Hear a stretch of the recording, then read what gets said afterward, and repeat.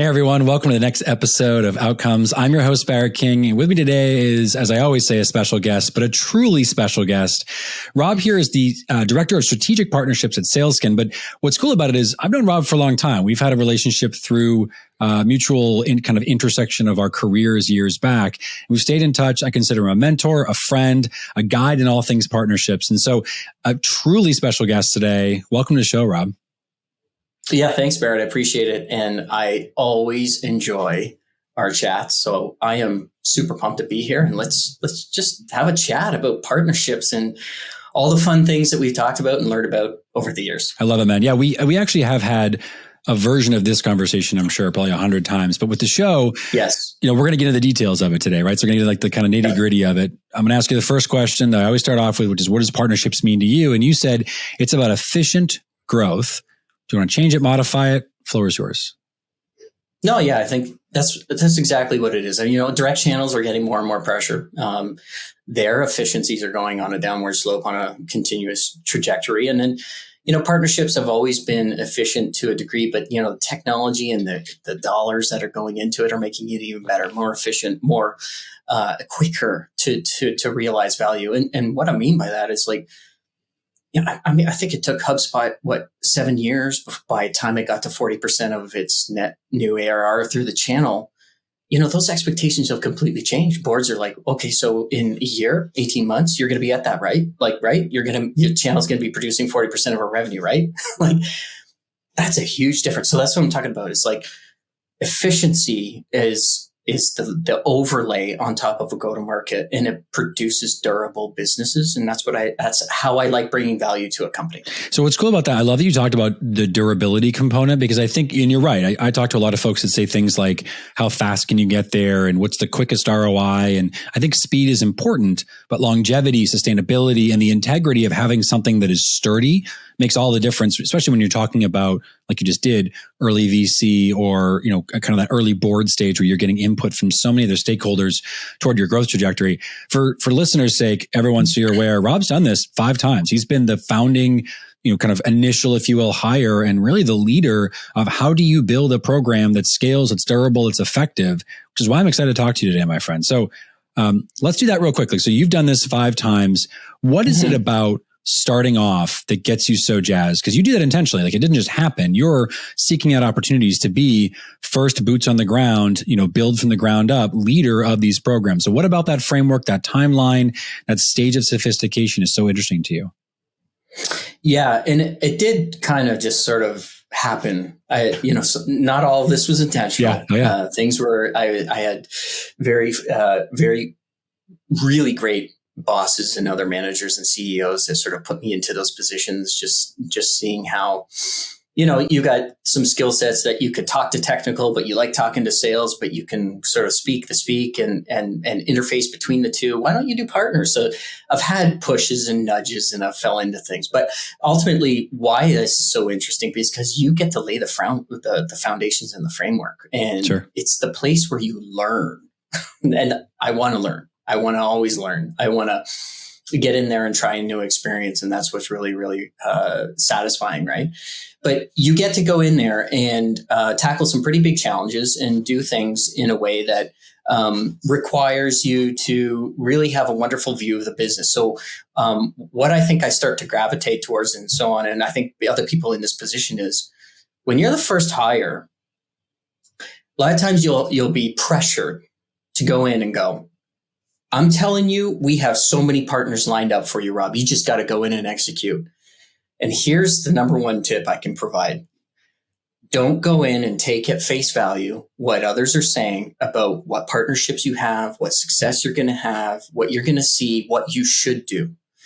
Take the time, if you have the time, do it quickly, but take the time to truly understand every aspect of the business. When I say that, I mean the core economics, the unit economics of the business.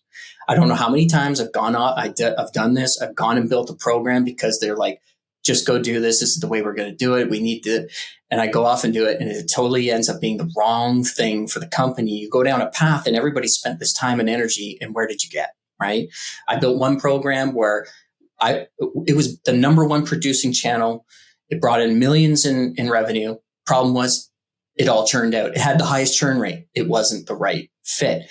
So my first thing always is go in and understand the unit economics. And I think that's what partner managers are really good at doing. Leaders go in, you have to really, truly understand the business from all sides of the customer journey. I mean, partnerships are a full contact sport.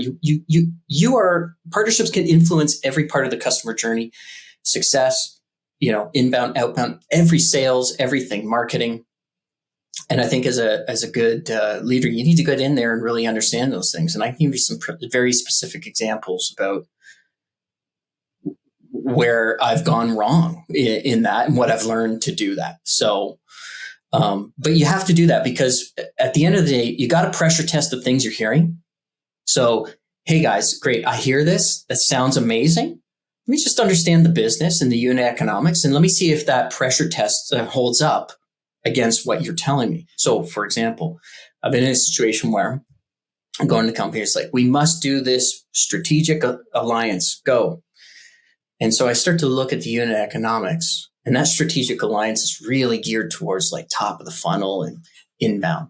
And I look at the unit economics. It's like, we've got an amazing inbound funnel. Like it's producing so well. Let's take a look at the success side. Success. You know what? We've got like 50% retention. It's not great. It's not looking good. But when I look into it further, the customers that have 3 or more integrations are renewing at 96%. And those same customers have an ACV 3x higher than somebody that doesn't have an integration. They use the products 4x higher and they have an LTV 4x higher. I said, do we want to add 5% to this amazing inbound funnel? Or do we want to fix retention by 20%?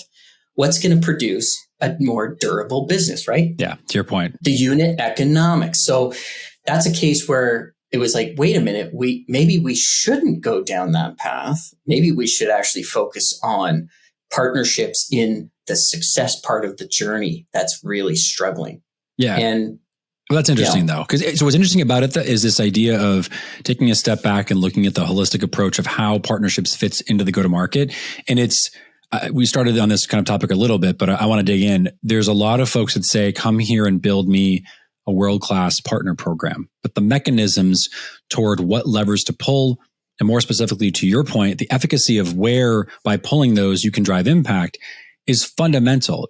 Categorically, if you don't actually spend time understanding the business going in, I mean, I hear you here, then you're setting yourself up to fail because you're just going to be an operator that pulls a lever. You're like picturing a slot machine, like you're sitting there just pulling the lever over and over again and hoping that you get the right, whatever it is, 3 cherries or something. I don't know. I know I've seen that before somewhere.